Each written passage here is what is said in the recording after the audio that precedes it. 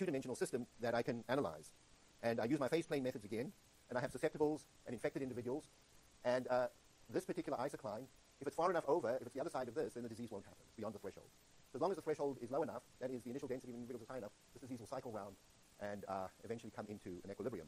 And at that equilibrium is kind of the standing level of the disease. So for example, we can say in a population, 3 or 4% of people always have influenza, or 3 or 4% of people always have colds. Now, why is that not the case? What happens in reality is that these are seasonally related. So on top of this dynamics, which doesn't have any seasonal effects, there are seasonal effects. And the season says that in winter, either your immunity is lower or people's behavior is different, and you get into closed places where disease is more transmissible. For various reasons, there's seasonal factors, and so the epidemic may be increasing, and then in one season and go down in another season. And usually when it has big cycles, we call it epidemics. On the other hand, where it's at an equilibrium or near equilibrium, then we say it's endemic. So a number of diseases can be endemic. And in the tropics, you'll find certain maybe fungal infections, other kinds of things that are endemic. But usually, what creates the dynamics is that diseases do actually kill people, and this assumption about the population size being constant is not true. And so what happens is a number of individuals die, and then the disease goes down, and then new individuals are born. And those individuals that are born are naive. They've never encountered the disease, so they're very susceptible. They don't have any kind of immunity. So once you take demography into account, then it becomes more complicated. And so you can say there's an SIS process with demography. And in that case, you say the population N is not a constant, but can have an equation in which there are births and there are deaths.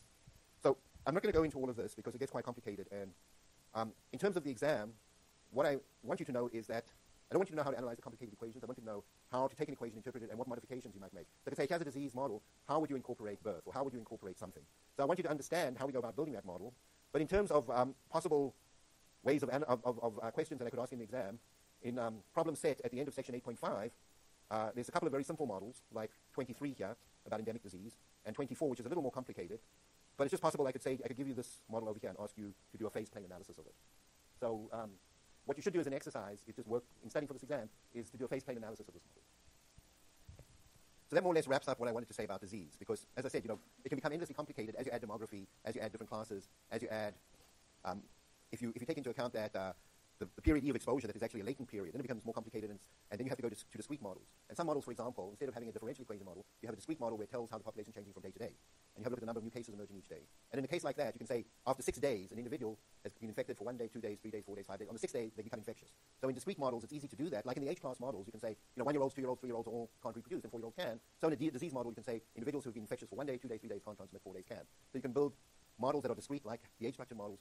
But again, you can explore these now. You have the ideas if you want to read up about it. As far as this course is concerned, I'd like you just to know how to put together a basic SIR model, how to think about adding some demography to it, and then how to use a phase plane analysis at the level of a simple model like that.